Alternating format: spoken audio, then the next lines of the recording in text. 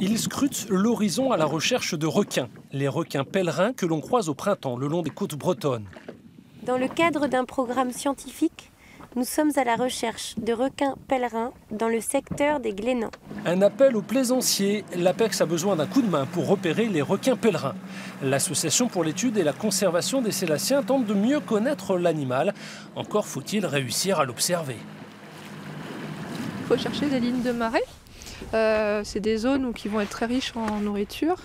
Et on cherche aussi des indices, notamment des oiseaux marins qui seraient en train de chasser, des mammifères marins ou des bancs de mulets à la surface. Le but est de pouvoir approcher les requins afin de fixer sur leur corps une balise. Elle est programmée pour enregistrer des données pendant 10 mois précisément pour celle-là.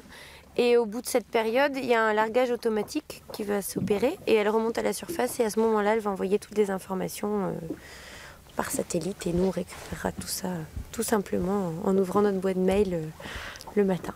C'est un paradoxe. Le deuxième plus grand poisson du monde, jusqu'à 12 mètres de long, est aussi l'un des plus méconnus, d'où ces campagnes d'observation menées depuis 2003.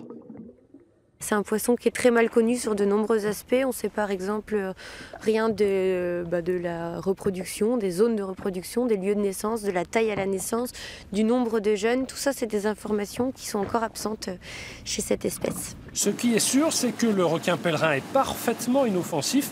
Une bonne raison pour ne pas le craindre et aider l'APEX dans ses observations.